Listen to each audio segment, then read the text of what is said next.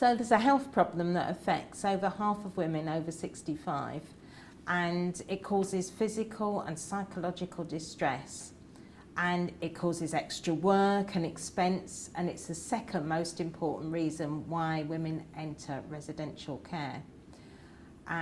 It's an important risk factor for falls, which cost the NHS £4.6 million a day, and for pressure ulcers as well. Now, when I looked at the BSG conference programme this year, researchers are presenting over 50 papers on dementia. But I could only find one paper dealing with the problem that I want to talk about today, and that's the one that my team submitted. So what is this mystery condition? Well, what is so prevalent yet so taboo that no one wants to talk about it, let alone do anything about it? It's that conversation stopper when people say, "What's your research area?" Well, it's incontinence.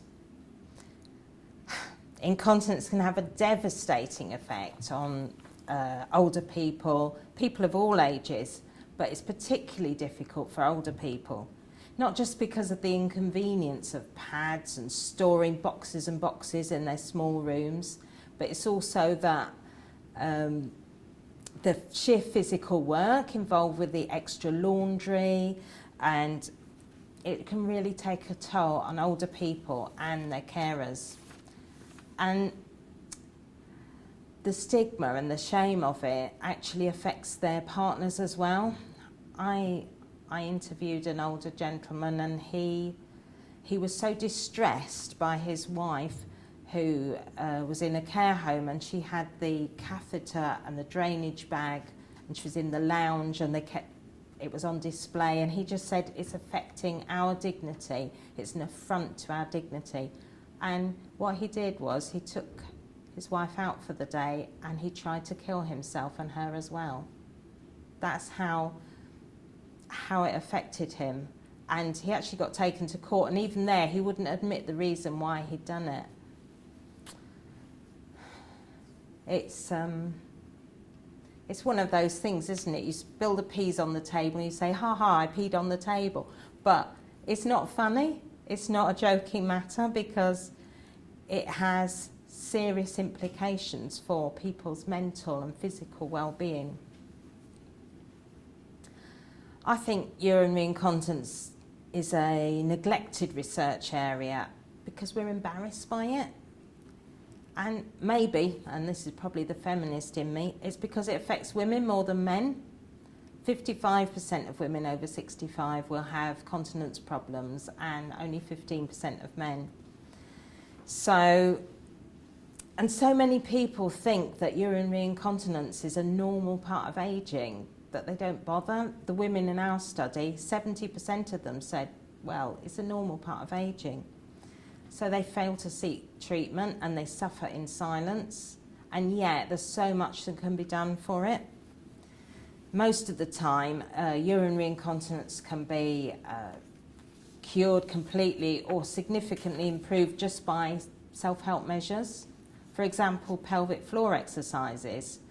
They're essential for women's health, but the only time we hear about them is, well, when we've just had a baby, and quite honestly, at that time, we're far too busy to be bothered about pelvic floor exercises.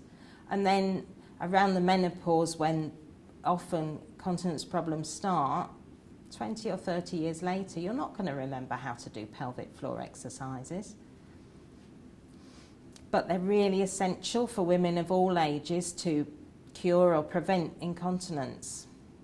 And there are other simple things, reducing caffeine intake and getting the fluid balance right, avoiding constipation and obesity. And sometimes people get these, the urge, the key in the door moment. You're overwhelmed by this urge to pee.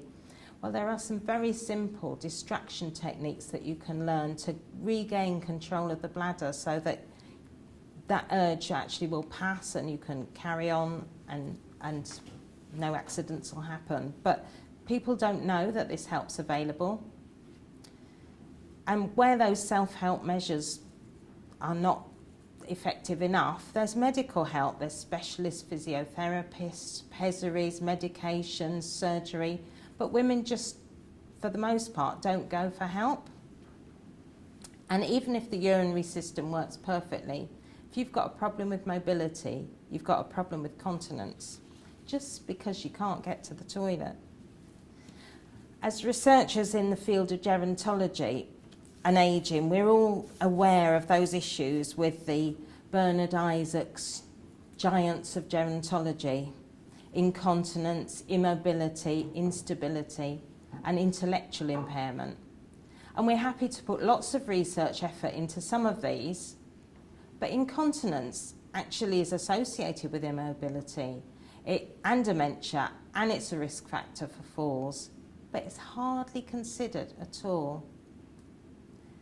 Back in 1946, Marjorie Warren, who established geriatric medicine as a speciality, said this: "A laissez-faire attitude on the part of the medical and nursing personnel to incontinence is quite incompatible with modern methods of treatment and care."